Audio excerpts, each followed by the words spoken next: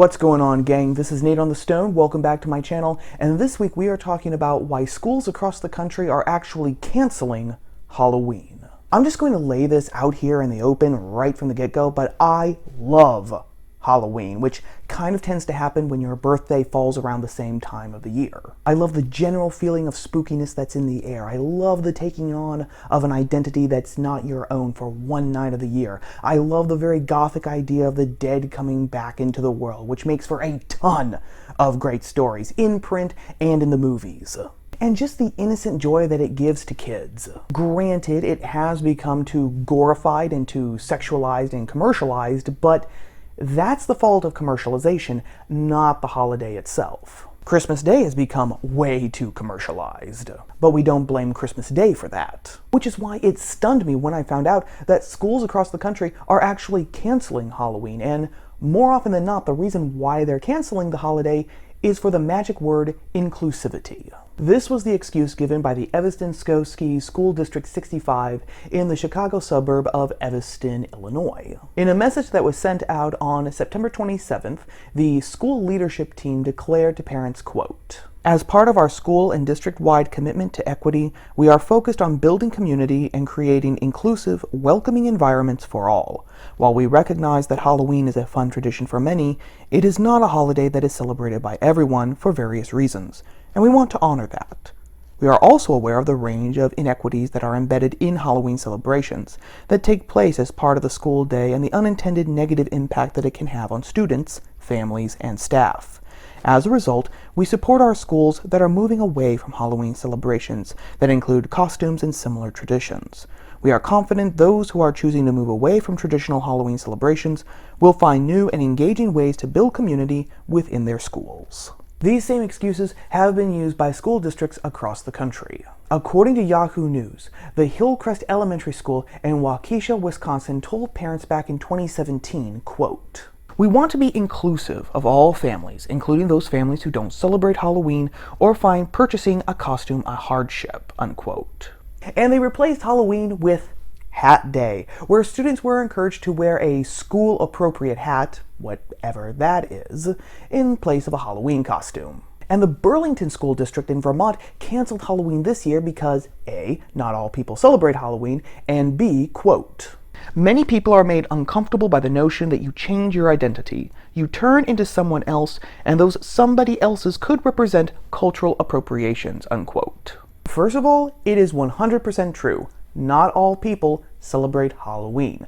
Halloween actually comes from the Celtic festival of Samhain, when it was believed that the dead could return to this world in order to bring their loved ones and families back with them to the land of the dead. It's from this belief that we get costumes. The Celts would actually dress up and disguise themselves so as to confuse the dead. Carving pumpkins. Now, the Celts didn't have pumpkins, they're actually a New World food, but the Celts did carve turnips in order to frighten away the dead. And even trick-or-treating, because Celtic families would leave out offerings of milk, bread, and cheese so that the dead would eat, be satisfied, and leave them alone. Later on, with the coming of Christianity into France, Germany, England, Ireland, etc., the Catholic Church baptized Samhain into All Hallows Eve, the day before All Saints' Day, when the church celebrated all of her saints. So yeah, some people even today don't celebrate Halloween, believing it to be too satanic because of Samhain or too Catholic because of All Saints' Day.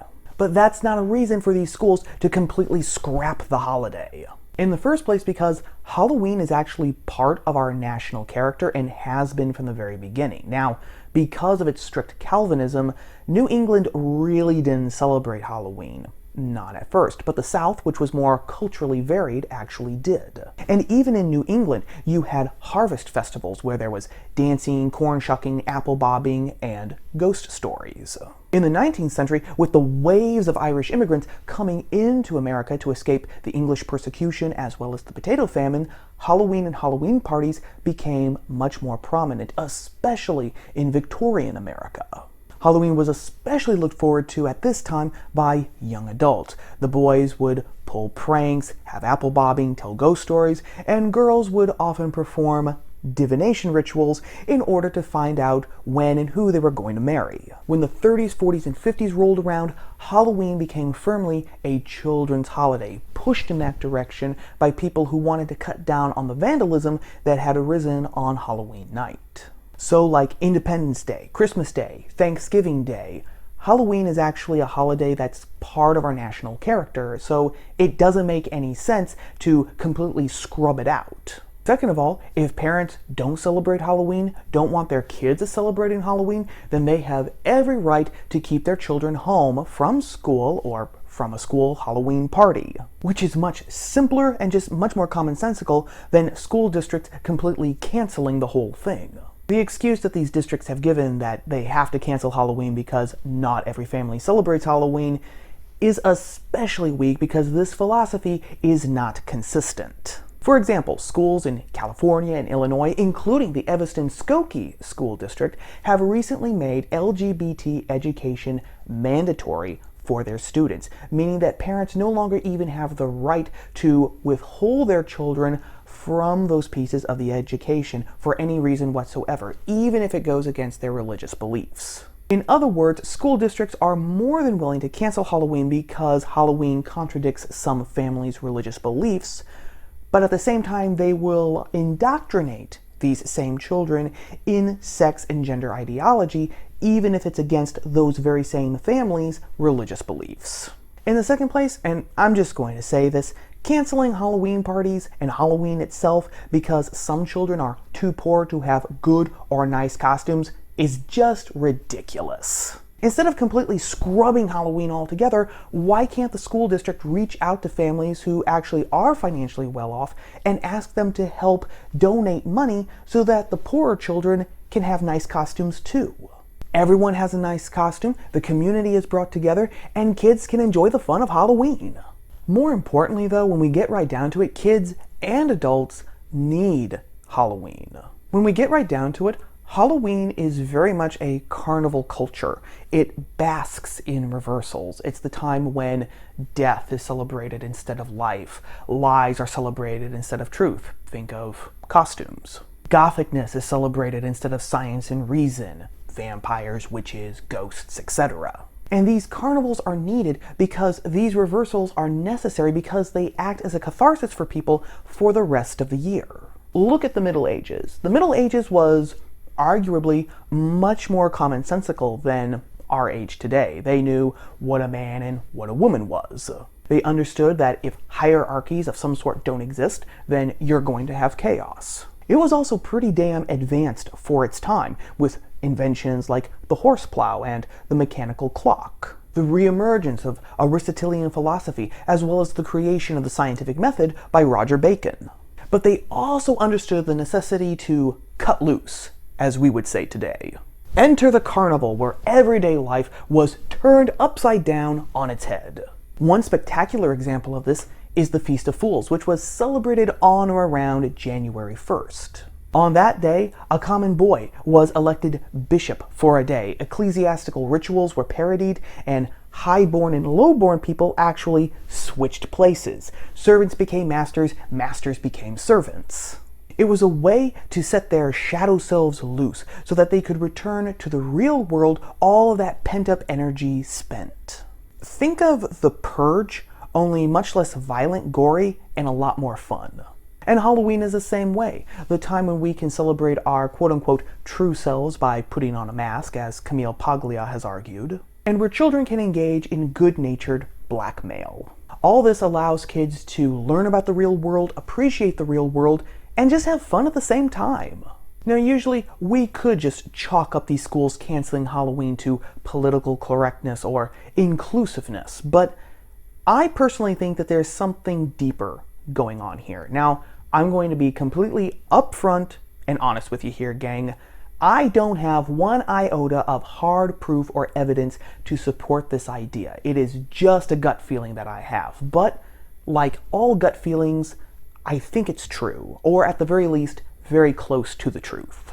This trend of canceling Halloween is to protect the newly militant gender ideology. And the reason for this gut feeling comes from the quote. Many people are made uncomfortable by the notion that you can change your identity. You can turn into someone else, and those somebody else's could represent cultural appropriations. Now, gender ideology maintains that identity is not fixed. It is inherently mutable. A boy can become a girl can become a boy, a man can become a woman who can then become a dragon.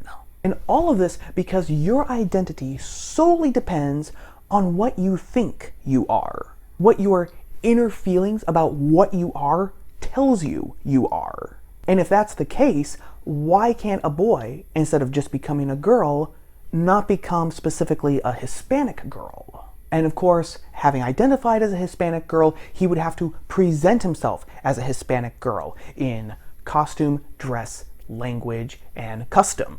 Which means that the entire idea of cultural appropriation really starts to fall apart. But there's another facet to this angle too. In Halloween, we really do, in a sense, change our identities for one night. We become villains, monsters, or heroes, and adapt their faces, their masks, and their clothing. But we all do this knowing that it's in that carnival spirit. It's a reversal of the true and the real. Like the medieval festival of fools, this changing of identity is a catharsis for us for the rest of the year. But because it's done in the spirit of the carnival, we know that it's a joke. It's not real. And that's the problem, because this spirit of the carnival spits in the face of the gender ideology. If people started to make the connection that what gender ideology is pushing has already been happening once a year at Halloween, people might start taking it less seriously than the ideologues want us to take it. They might start questioning the ideology. They might even start to ridicule and mock it. And that is one thing that ideologues cannot stand. They cannot stand to be laughed at, because whatever is laughed at can't be taken seriously in their minds. And whatever can't be serious cannot be true. And their ideology in their minds must be true, because if it's not true, their entire worldview collapses and crumbles. In the ideological mind, the attack on Halloween is actually a defense of their ideology, which means that it's a defense of their faith. But what say you? Is Halloween necessary for its carnival spirit? Is it just something that adds further divisions in society today? And what do you think of my idea? As always, let me know your thoughts, opinions, and ideas down in the comments section below. Well, that about wraps up everything for right now, gang. As always, if you liked the video, whether you agreed with me or not, don't forget to show your support by giving it a like, leaving a comment, and sharing it with your friends on social media on all the platforms. And if you like videos about the culture, politics, and religion, but from a different POV, then don't forget to subscribe to the channel, ring the bell for notifications, so you will always know when I put out new videos just like this every Tuesday. Videos you're not going to want to miss. As always, thank you for watching, for giving me a little bit of your day. Thank you to everyone who has already subscribed to my channel. And I will see you all again here next week, gang, on Top of the Stone. Ciao. 2 more days to Halloween, Halloween, Halloween. 2 more days to Halloween, Silver Shamrock. 2 more days to Halloween, Halloween, Halloween. 2 more days to Halloween, Silver Shamrock.